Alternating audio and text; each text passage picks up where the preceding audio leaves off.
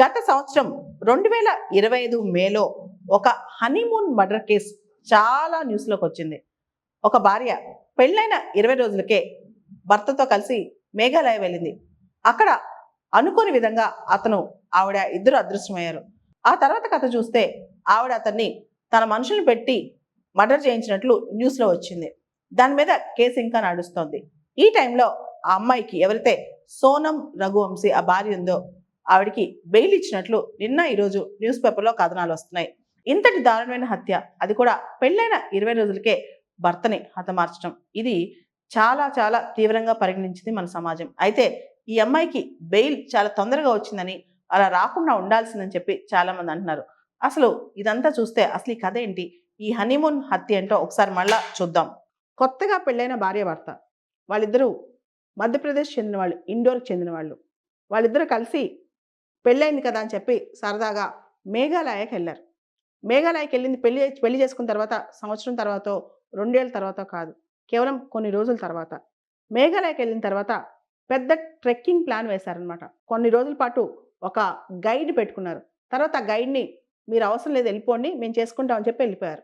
వెళ్ళిపోయిన తర్వాత కొన్నాళ్ళకి ఈ భార్య భర్త మిస్సింగ్ కేసు మేఘాలయలో రిజిస్టర్ అయింది. ఈ కేసు ఎంత హైలైట్ అయిందంటే నిజంగా వీళ్ళని ఎవరైనా చంపేశారేమో, ఎవరైనా వీళ్ళని కిడ్నాప్ చేశారేమో, ఇలా చాలా దూరం వెళ్ళిపోయిందనమాట. ఇన్ఫ్యాక్ట్ మధ్యప్రదేశ్ సీఎం మేఘాలయ సీఎంతో మాట్లాడారు. అమిత్ షాని కోరారు ఈ మిస్టరీని ఛేదించమని చెప్పి. ఇలా చాలా జరిగినాయి. మేఘాలయలో లోకల్ పోలీసులు వెళ్ళి ఎవరైతే ఈ గైడ్ ఉన్నారో ఆ గైడ్ని అడిగారనమాట. వీళ్ళని లాస్ట్ ఎక్కడ వదిలిపెట్టాడు ఈ గైడ్ అని చెప్పి ఆ క్లూ తీసుకుని పెద్ద ఆ వ్యాలీస్ అన్ని దాటుకుని పెద్ద గార్జ్, చాలా పెద్ద గార్జ్ దగ్గరికి వెళ్ళారు.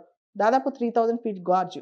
అక్కడ ఎవరైతే భర్త ఉన్నాడో అతను చనిపోయి కనిపించాడు. అప్పుడు పోలీసులు ఏమనుకున్నారంటే భార్య కూడా కిడ్నాప్ అయిందో చనిపోయిందో, ఆవిడ శవం దొరకట్లేదని చెప్పి ఇంకా గాలింపు పెంచేశారనమాట. గాలింపు పెంచేశాక ఎందుకైనా డౌట్ వచ్చి మళ్ళా గైడ్ దగ్గరికి వెళ్ళి అడిగారు. ఏదైతే ఉందో ఇంకా కొంచెం క్లూస్ ఇవ్వండి, మీరేమైనా చూసారా, వాళ్ళ దగ్గర ఎవరైనా చూసారా, ఏదైనా వస్తువులు చూసారా అన్ని అడిగితే ఆ గైడ్ మళ్ళీ ఒక గుర్తు తెచ్చుకుని వాళ్ళ దగ్గర 2-3 హిందీ మాట్లాడే వ్యక్తులు దూరంగా మేము చూసామని చెప్పారు. దాంతో మళ్ళా కేసుని మళ్ళా ప్రోబింగ్ మొదలెట్టారు పోలీసులు. ఇదంతా ఒక 10-15 రోజుల పాటు జరిగిందనమాట. ఈ ప్రోబింగ్లో ఒక అతను దొరికాడనమాట, రాజ్ కుష్వాహా అని చెప్పి. అతను పట్టుకోగానే ఇంకా కొంతమంది దొరికారు. ఇదంతా చూసిన తర్వాత ఇంకా పోలీసులకి అమ్మాయి దొరకలేదు. ఆ అమ్మాయిని వెతుకుతూనే ఉన్నారు. అప్పుడు వీళ్ళకి డౌట్ వచ్చింది. ఈ మర్డర్ ప్లాన్లో, అంటే భర్త చనిపోయిన మర్డర్ ప్లాన్లో, ఈ అసాసినేషన్ ప్లాన్లో ఈ అమ్మాయి హస్తం ఏమైనా ఉందా అని చెప్పి ఎతకడం మొదలెట్టారు. ఇక్కడ ఒక విచిత్రం చూడండి. ఆ అబ్బాయి ఎవరైతే పెళ్లి కొడుకున్నాడో బయలుదేరి ఫ్లైట్లో వెళ్ళేటప్పుడు ఫుల్ జ్యువెలరీ వేసుకుని వెళ్ళాడంట. ఏది నువ్వు సరదాగా వెళ్తున్నావు కదా, ఇన్ని జ్యువెలరీ వేసుకుని ఎందుకు వెళ్తున్నావు అని చెప్పి, నువ్వు వెళ్ళేది హనీమూన్కే కదా అని చెప్పి వాళ్ళ అమ్మ అడిగిందంట. లేదు మా ఆవిడ ఇంత జ్యువెలరీ వేసుకురమ్మందని చెప్పాడంట. అంతేకాదు ఈ అమ్మాయి తెలివిగా ఫ్లైట్ టికెట్స్ కూడా 1 వే బుక్ చేసింది, 2 వే బుక్ చేయలేదంట. అంటే ఈ మర్డర్ కంప్లీట్గా ప్లాన్డ్ మర్డర్ అనమాట. ఇంకా ఫైనల్గా చెప్పాలంటే మేఘాలయలో మిస్ అయిన అమ్మాయి ఉత్తరప్రదేశ్లో గాజీపూర్ దగ్గర తేలిందనమాట.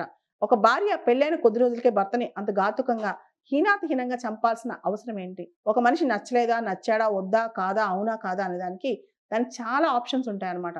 అంతేగాని ఈ విధంగా దారుణంగా పక్క మనిషిని, తోటి మనిషిని మాయ చేసి మభ్యపెట్టి తీసుకెళ్ళిపోయి చంపేయడం, అంత దారుణంగా అలాంటి మేఘాలయ లాంటి స్టేట్లో తీసుకెళ్ళి చంపేయడం.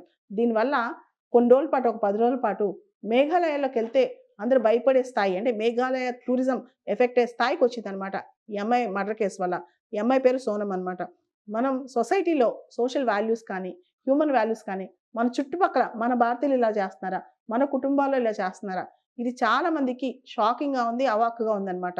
ఇది ఒక చాలా ట్రెండింగ్ స్టోరీ. ఈ స్టోరీలో మనం నేర్చుకోవాల్సిన నీతి కూడా చాలా ఉంది. మానవ విలువలు, మనుషులు ఎలా దిగజారిపోతున్నారు, వాళ్ళు అనుకుని సాధించడం కోసం ఏ మనిషినైనా ఎలా చంపేయడానికి ట్రై చేస్తున్నారు. ఇదంతా చూస్తుంటే సమాజంలో మార్పు చాలా అర్జెంటుగా రావాలి. వివాహ వ్యవస్థలో కూడా మార్పు రావాలన్నమాట.